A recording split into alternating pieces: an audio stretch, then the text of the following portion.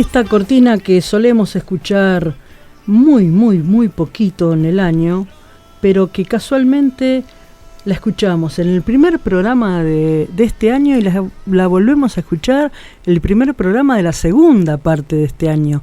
Es la cortina que identifica a nuestra abogada preferida, Lucía Ottar. Casi le digo Agustina, pero no, esta es Lucía, que casualmente tienen el mismo apellido, pero esas y ya sería, si me decís Agustina, la última vez que vengo.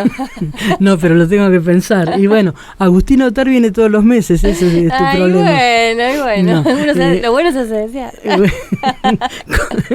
¿Cómo estás, Lucía? ¿Todo bien? Muy bien, María. Bueno, sin entrar en detalles, bien. Bien. Cansada, pero bien. Bueno, pero son todos y todas en este momento del año. Hoy lo decíamos en el comienzo del programa. Estamos entrando en la segunda parte del año. Sí. Es increíble. La velocidad con la que pasa el tiempo, sí. Y ya que te comento qué dijimos al principio, te sigo comentando de mi protesta en el primer bloque, que fue tema de la columna de psicología y de la columna de nutrición, casi. Bueno, si la protesta la podemos transformar en algo legal, decime. Mira, no lo había pensado, pero digo, podemos a ver si podemos acomodar ese tema también a tu espacio de derecho, o si nos ayudás a pensar desde la ley estas cuestiones. Yo comentaba enojada al principio, ¿por qué está instaurado un día del orgullo gay como si fuese lo diferente? Y también hablaba de estos comentarios de algunas mujeres sobre las mujeres que son víctimas de violencia de género, por el caso del Chaco, cuando una diputada dijo que la culpa es de Cecilia, que no se fue de esa familia violenta. Y eso lo llevé a la columna de psicología, hablando del distinto, de por qué siempre estamos viendo distinto al otro, al que no es como yo, y lo hablamos en nutrición desde la imagen del cuerpo que tiene el gordo con el flaco y el flaco con el gordo. Uh-huh. Ahora podemos por ahí llevarlo a la ley. Yo creo que sí. Sin entrar en detalles. El mundo jurídico se hace eco de eso y tiende como a armar un esquema en lo penal, poner en los garantías, pero de reforzar la posición, aunque genere un desequilibrio, reforzar la posición de quienes tienden a estar en un lugar más débil. Ajá. Tienden a las leyes, digamos, tienden a favorecer a el trabajador por sobre el empleador. Sí. Entonces, en caso de dudas sobre cómo decidir un conflicto, es indubio pro operario. Y yo creo que estas desigualdades que se dan después existen marcos jurídicos, marcos legales que tienden a proteger grupos vulnerables, sí. Los chicos, la mujer también, por sufrir discriminación en razón de género, uh-huh.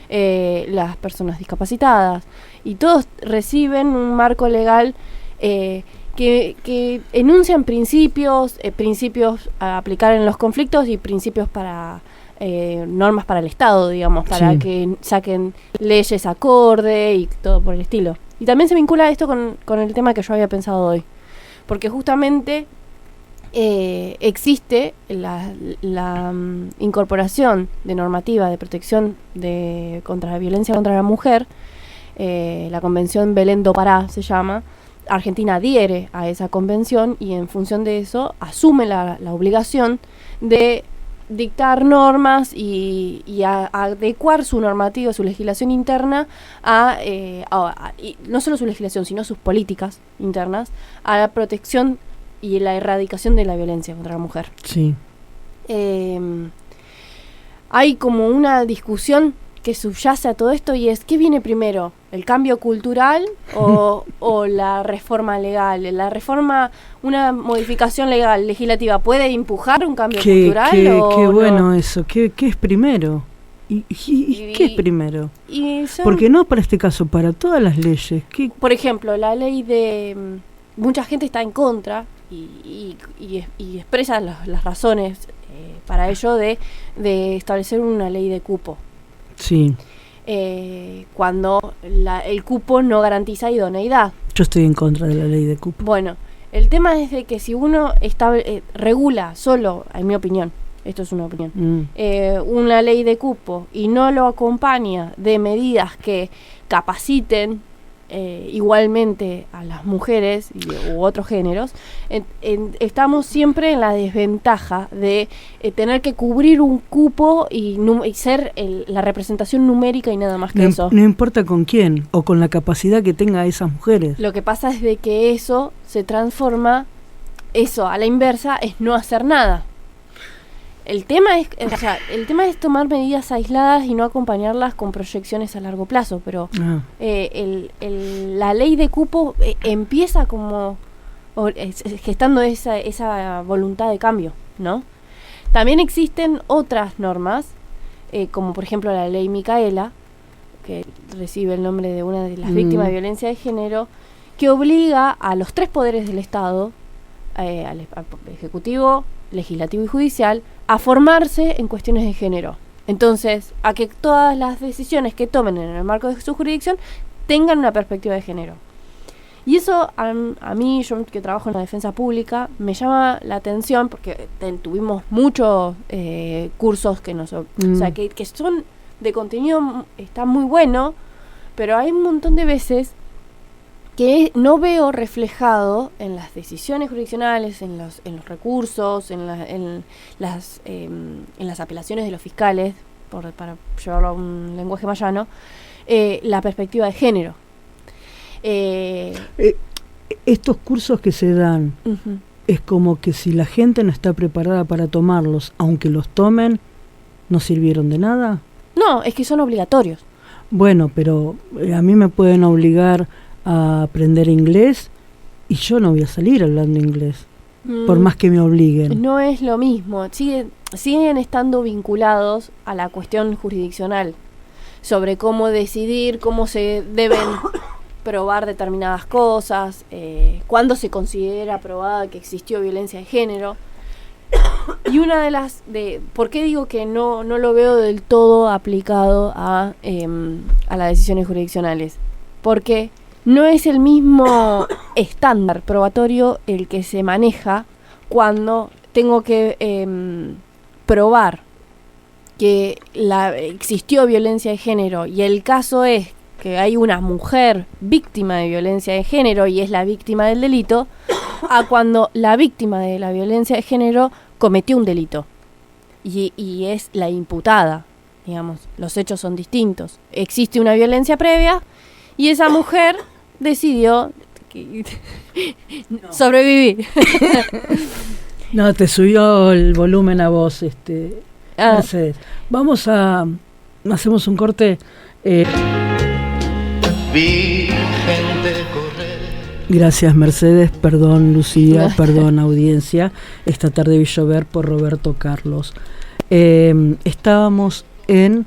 Repetí la última parte porque yo creo que te tapé con mi tos todo el tiempo. De quienes son víctimas. El punto de reflexión está en casos donde, en los dos casos que yo quiero comparar, existe una violencia de género, una violencia de un hombre ejercido sobre una mujer previo a la comisión del delito. Pero en un caso, el hombre comete un delito cual sea contra la mujer es víctima de violencia de género y del delito en cuestión, y en el caso B, la mujer es imputada porque en el marco de esa violencia previa, ella comete un delito, ejemplo, de violencia, de homicidio contra el marido en legítima defensa. Entonces, el punto de reflexión está en que para considerar probada la violencia de género en un caso y en otro, utilizan distintos estándares. O sea, para considerar que está acreditado, que existía esa violencia, esa relación violenta, toman distintos niveles de acreditación. Cuando el caso es la mujer es víctima de violencia de género y víctima del delito, dicen, bueno, es normal que una mujer que sufre violencia de género no haya radicado una denuncia formalmente en la comisaría, y son contemplativos de esa situación. Ahora, cuando el caso nos trae a una mujer imputada, no consideran muchas veces que está acreditada la violencia previa porque la mujer no radicó ninguna denuncia formal. Entonces, es distinta la vara, solo porque están en posiciones distintas. Y esta vara es distinta porque quienes tienen que impartir la justicia interpretan distinto, ¿o? Sí, porque para mí existe como un perfil de lo que se espera que sea la víctima de violencia de género. Se espera que sea una mujer que sea sumisa, que no decís que hay como un prototipo. Exacto. En el imaginario. El prototipo de mujer víctima, la mujer que no va a armas tomar porque está sumisa y está sometida a ese hombre. Ajá. Entonces, tiene que ser una muchacha que no se vio con determinados prejuicios, por ejemplo, en el caso de Lucía Pérez. Una muchacha que ya mantenía relaciones sexuales no puede ser abusada sexualmente. Una prostituta no puede ser abusada sexualmente. O sea, son esos prejuicios que denotan la violencia, el patriarcado, digamos, ¿no? Y esa mirada sobre las prostitutas o sobre las mujeres que ya han tenido sexo, ¿es un concepto actual? ¿Es un concepto que viene desde hace años? ¿Y eso vos ves que hay miras de cambiarlo? Antes se consideraba que el marido no podía violar a su esposa. Claro. Porque había una relación conyugal y una obligación. No es violación. Exacto. Entonces, ahí hay una evolución cultural, si se quiere, y es esto. La mayoría de las veces existe primero un cambio cultural antes de lograr una modificación de la ley. Sí. ¿Eso hoy se ve distinto? Pero ¿Una prostituta violada es violación? ¿O seguís por supuesto, viendo? Hoy es violación. Hoy no existe un impedimento legal. Bien. Sin embargo, cuando uno lee sentencias, que es la interpretación de esa ley, que es la bajada al caso concreto, empezás a encontrar cómo piensan muchos jueces. Muchos grandes, digamos, o sea, son mayores. Tiene que ver con una cuestión etaria más que nada. Tal vez es una cuestión etaria, tal vez es una cuestión clasista. Existe mucho sesgo desde ese lugar, pero particularmente me interesa mostrar esto de la víctima, que una persona, acreditar, por ejemplo, que existió una violencia, una agresión física previa para que habilite la legítima defensa de esa mujer, es distinto en términos de si se le va a exigir a una mujer, por ejemplo, que haya radicado una denuncia previa o no. Claro. Lo propio, por ejemplo, para acreditar un abuso. Tenemos un caso actualmente en la Defensoría donde la muchacha fue víctima de abuso sexual de parte de su padre, en este caso, y años después, ella no hizo ninguna denuncia ni nada, y años después, cuando en uno de esos intentos de abuso, ella se defiende y en una circunstancia muy específica de lo que se llama pasaje al acto, le podemos preguntar a la psicóloga también, que lo que la ubicaría en un estado de inimputabilidad, mata a su propio padre.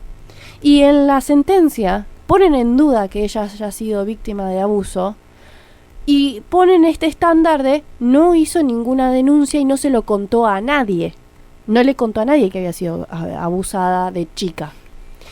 Cuando existe situaciones muy similares donde viene un hombre imputado por acusado de ser abusador, y cuando se da por acreditado de que existió el hecho y que él es el imputado, solo porque la víctima un día salió a denunciarlo.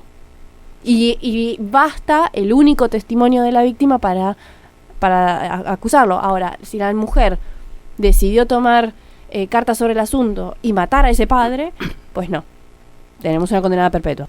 ¿Por qué la ley está tan atada a la interpretación de un hombre?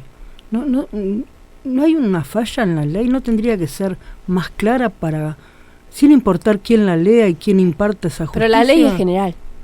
Vos no podés hacer una normativa tan casuística. Vos tenés que decir... Vos bajás esa ley a un caso específico. Exacto, y para acreditar, ahí hay muchas, en el trasfondo, muchas discusiones filosóficas y epistemológicas, porque cuando yo tengo que salir a averiguar si un hecho ocurrió o no ocurrió y cómo ocurrió, si no estuvimos ahí, claro, hay una cuestión de decir qué es la verdad. Claro. ¿Qué pasó? ¿Qué no pasó? ¿Cómo definimos? Porque todos las partes que yo tenga van a ser partes interesadas, digamos. El juez va a terminar definiendo los hechos. La diferencia que hay entre un juez y un historiador está en que el historiador va a investigar qué ocurrió en tal fecha y puede estar toda su vida investigando sobre qué ocurrió tal día. Y nada lo va a tener que obligar a decidir cuáles fueron los hechos. Ahora, el juez tiene que ponerle un límite a ese proceso penal, porque tiene que empezar y terminar en algún día. Y la delimitación, cuando no se pueden llegar a una decisión, está en una regla interpretativa y es, bueno, en caso de duda, cuando no llegamos, absolvemos al imputado. Porque hay una obligación del Estado a definir la certeza y la realidad de lo que pasó. Y si no podemos averiguar lo que pasó, porque no se pudo investigar o por el motivo que fuere, entonces hay una decisión política que tomó el Estado y es, asumimos la duda. Volviendo a lo del abuso, por ahí te saco un cachito, no sé si tanto. ¿Hay un periodo en que prescribe el delito de una chica que haya sido abusada? Estoy recordando el caso de esta chiquita actriz que acusó al actor que se fue a Brasil. Sí, en realidad, a ver, la denuncia radicada en Brasil se va a regir por los plazos de Brasil. En Brasil, la ley de Brasil es una cuestión que está fuera de los límites para la denuncia. Exacto. Bien. Pero lo único que es internacionalmente imprescriptible son los delitos de lesa humanidad. Bien. Internacionalmente. Bien. Y ni siquiera es para todo, es porque Afganistán no va a adherir, pero estamos hablando de todos los que adhieran al Estatuto de Roma, que de la comunidad occidental son todos. ¿Y en la Argentina pero en hay Argentina prescripción? Hay prescripción, y hoy los plazos de prescripción, los momentos en a partir del cual empieza a correr la prescripción. Bien. Para todos los delitos yo cometí un delito hoy, hoy a las 12 de la noche empieza a correr el plazo de prescripción, que no puede superar los 12 años. Y después existen distintas cosas que va a interrumpir, o sea que me la interrumpe y vuelve a punto cero. Vuelve a contar otra vez. Exacto, yo hoy cometí un delito y dentro de un año se hace esa denuncia y se comienza a investigar y a mí me llaman a declarar y ahí la declaración se interrumpe y vuelve a punto cero. El primer año. Exacto. Entonces, existen distintas formas de empezar a contar la prescripción. Eso se modificó y para los delitos de abuso puntualmente se estableció que mientras que la víctima fuera menor de edad, y hasta que, incluso siendo mayor de edad, ella decidiera hacer una denuncia, la prescripción no empezaba a correr. Bien. Eso lleva a una interpretación aún no decidida en ninguna litigación, no está decidido por un órgano superior, pero eso puede llevar a que un delito de abuso no prescriba nunca. Porque si la víctima... ¿Eso es porque la ley está interpretada así o la ley lo dice así? No, lo dice así. Bien. No sé quién la escribió, cómo la reformaron, pero eso hace que el delito de abuso no sea prescriptible nunca. Si a mí me abusaron de chica y yo supero la mayoría de edad, pero decido hacer la denuncia cuando tenga 50 años, cuando haga esa denuncia ahí empieza a correr la prescripción. Y eso... se pierde de vista cuál es el objetivo de la prescripción. La prescripción es, el Estado tiene la obligación de brindar el acceso a la justicia a las víctimas, a todas las personas, no a las víctimas, a todos los ciudadanos, y por otro lado, tiene la obligación de juzgar los delitos y hacer un proceso penal en un plazo razonable. Está bien. El paso del tiempo hace que uno no pueda probar. Y no solo que no pueda probar, que uno no pueda defenderse. Si a mí me acusan de un delito que cometí hace 15 años, ¿cómo me pruebo? A menos que me dijeran, era cuando iba a la escuela el normal 1. No, pero yo nunca fui al normal 1, fui al normal 3. Listo. Claro. Ahí está. Podría defenderme de esa manera. Pero si no, si me piden que algo que ocurrió en un periodo de tiempo hace 30 años atrás, y no me voy a poder defender, probablemente. Con una imputación vaga, digamos, ¿no? Uh-huh. Entonces, bueno, nada, se pierde el sentido de la prescripción. Muy polémico el tema. Sí, ¿y por qué no tenés por qué saberlo, pues es otro país, pero por qué en Brasil algo tan aparentemente claro como es un abuso que no debiera prescribir o no, por lo menos que tener una ley parecida a la nuestra siendo un país tan cercano es diferente? Según tengo entendido, el abuso que denunciaba, los hechos que denunciaba Thelma Fardín eran constitutivos de un abuso no con acceso carnal. Lo que tuvieron por probado era un abuso sexual, no sé, el paralelo que nosotros tenemos como gravemente ultrajante. Entonces tiene una prescripción más corta. Claro. Como solo tuvieron por probado ese abuso más leve, digamos, no la figura más grave que es el acceso carnal, entonces lo consideraron prescripto. Bien. Si hubiesen podido acreditar el acceso carnal, eso constituía otro, o sea, estaba en otra calificación legal y por lo tanto en otro plazo de prescripción. Claro. Qué difícil que es entender las leyes. No te digo interpretarlas, pero entenderlas para quienes no la manejamos periódicamente es como una letra por eso oscura. Yo casi busco dar las razones de ser de estos institutos. O sea, existen como también en otras ramas del derecho. Claro. La única diferencia es que acá jugamos con temas un poco más sensibles. Sí. Pero existen personas con derechos e intereses en pugna, digamos. El hecho de que yo sea juzgado en un plazo razonable me deriva en que ese derecho tengo que instrumentarlo de alguna manera en la ley. Y la forma de instrumentarlo es la prescripción. Claro.